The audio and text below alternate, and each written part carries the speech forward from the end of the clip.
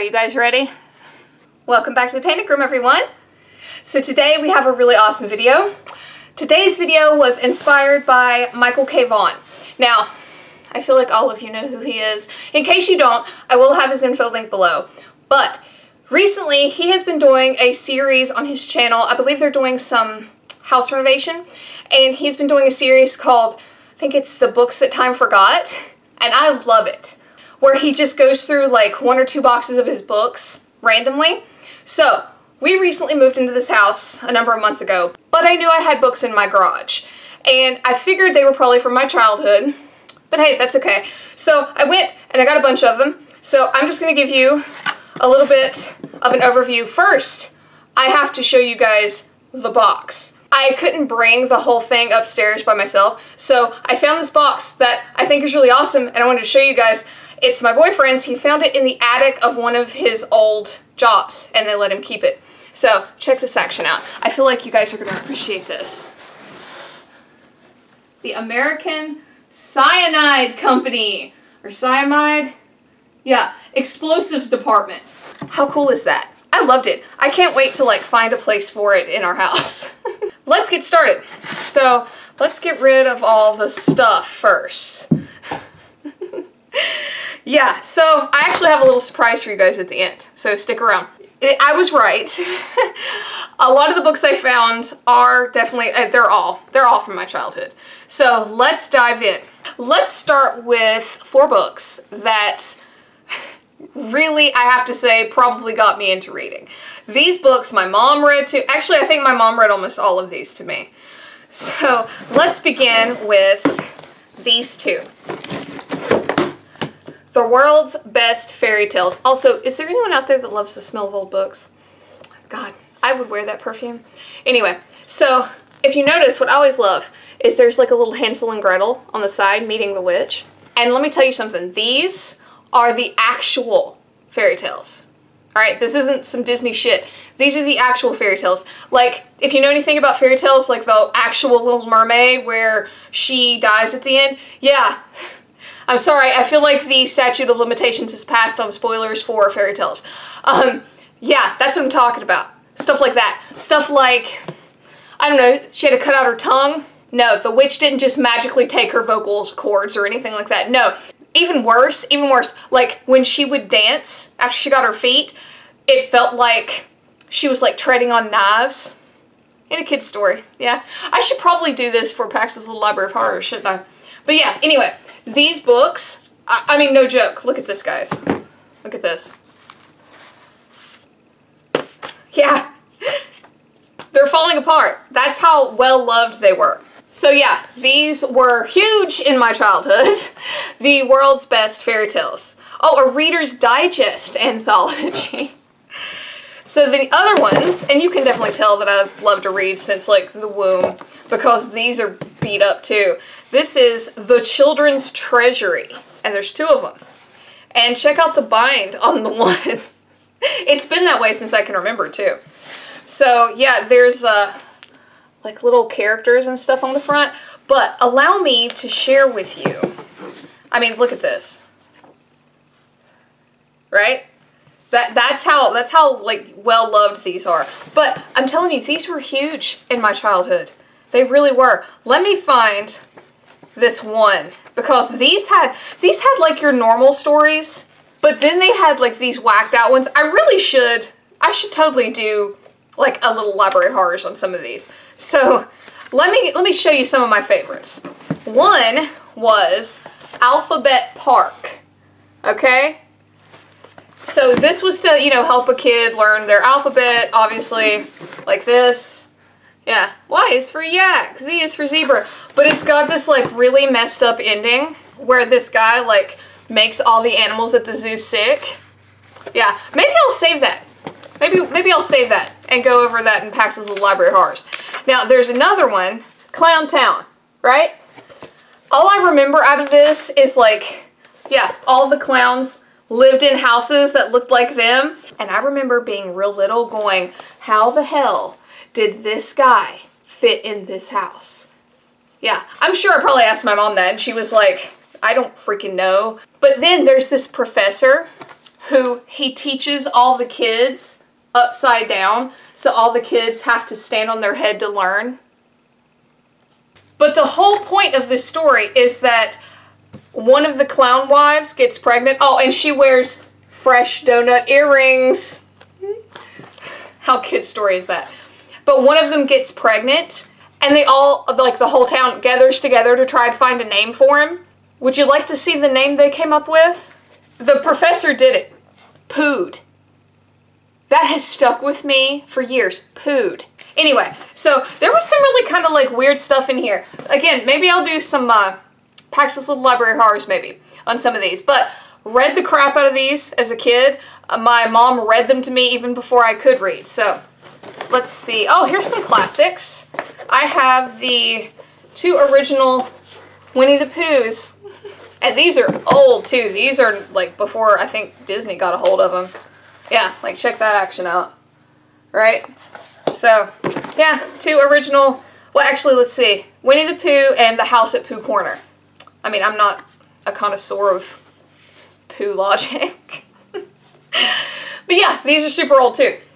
Let's see. Oh, alright. Let's go with this one.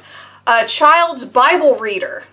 And I remember thinking, like, it took me a minute to figure out what that even was because it's all cracked and stuff. But yeah, this was illustrated.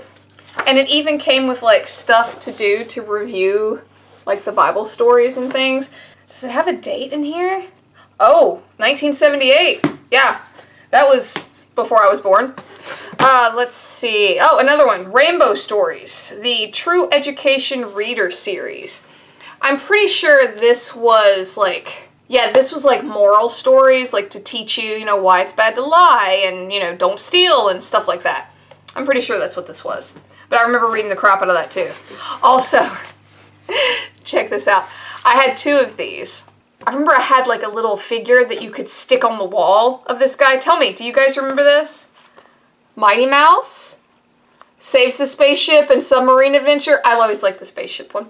But yeah, I had these 2. These were among the first things that I was ever given to read. So this is probably why I'm part nerd. Anyway, proud of it. But does anyone else remember Mighty Mouse? Like, my mom was a big fan, so she kind of, like, made us fans. Anyway, Mighty Mouse. So these are, like, little books. Oh, here we go. We have Treasured Tales of Christmas. So that's pretty cool. This is one of those, like, super little kid books. Oh, yeah, that's pretty awesome. Check out the classic, that classic illustration there. It's just very, like, old school Christmas, right? Yeah. Oh, and I remember this book because there's some Christmas stories that you know, like some poetry and stuff, you know, like 'Twas the Night Before Christmas, stuff like that. But then there's things like The Legend of the Cat, you know, and I love stuff like that. I love, like, the history of holidays and things. I really do. Oh, yeah, this one.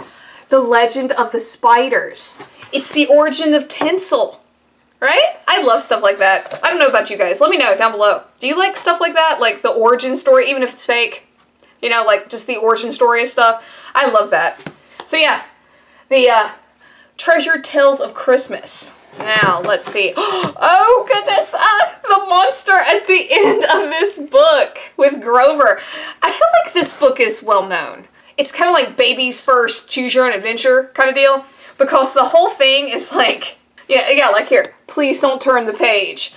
And then you keep doing it, and it's like, you turned another page. Of course kids are going to like that, right? Like, I legit remember my brother giggling at this book. Oh, and yeah, here we go. He builds a wall to try to get you to not turn the page. And the very next one is, do you know that you are very strong? Of course, it's cute. It's cute. Come on. I loved this. Dating myself again. Actually, I think this was given to me. I don't think I was old enough to really remember this. I remember the movie, but not like, it wasn't a phenomenon for me. I just remember the movie. E.T., the Book of the Green Planet. Again, I remember the movie, but it was sort of like an after effects. You know, I know it was a big movie, but I wasn't around for its heyday, right? So yeah, this was one of the first things that I remember reading, you know, and it's like a chapter book, see? And I'm pretty sure this is like he goes home. So I don't remember it. But yeah, I do remember this being like one of the first thicker books that I read. Again, you know, I was born in the 80s. You know, my mom and dad were around for this phenomenon. Of course, they're going to buy stuff like that for me. So do you guys remember golden books? Oh, I had a crap ton when I was a kid. A ton of them. So, yeah, the Tawny Scrawny Line. Loved this. Most of my golden books, I'm pretty sure, have been given to, like, younger family members. But I held on to this one. Read the crap out of this. Let me look. Remember that classic back? I think it has a sticker on it. Remember this classic back? I had a lot of these. But I loved the Tawny Scrawny Line. I don't know why. I just did. It was pretty much about a skinny little lion and a bunch of rabbits that feed him. And it was awesome and cute, and I loved it. And the art style is really neat. Look at that. Yeah, like here, when he meets all the little rabbit family. So guys, that was it. I know this is kind of short and probably not near as interesting as Michael K. Vaughan's, but a little trip back to, like, Baby Pax, if nothing else. Alright guys, so speaking of Pax's childhood, while I was in this box, I actually found a photo album. And I thought, for those of you who have stuck around this long, that maybe we could flip through it and just see if there's anything that I'm willing to share with the internet. And actually on the very first page there is. There's a famous photo of me and my family that they tell a story about. My mom took me to Olin Mills. I feel like if you're from the South, you probably know what that is. I think it's a big chain. I don't even know if they're still around, but I know it's big in the South because I've even seen it around here.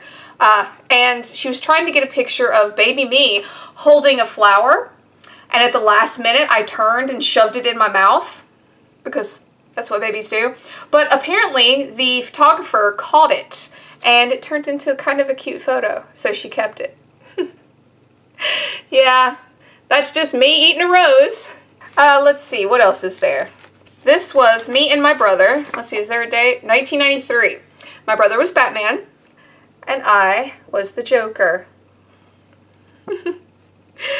I'm pretty sure that's my grandmother's kitchen, actually. Ah, here we go. All right, last one. I won't bore you guys anymore with this. This was my kindergarten graduation picture.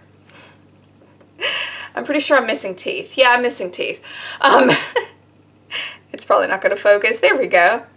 Yeah, that was my kindergarten graduation photo. Thank you guys for hanging out. I had fun with this. I have thoroughly enjoyed Michael K. Vaughan's series. I highly recommend you go check that out. It's way more entertaining than a walk down Pax's memory lane.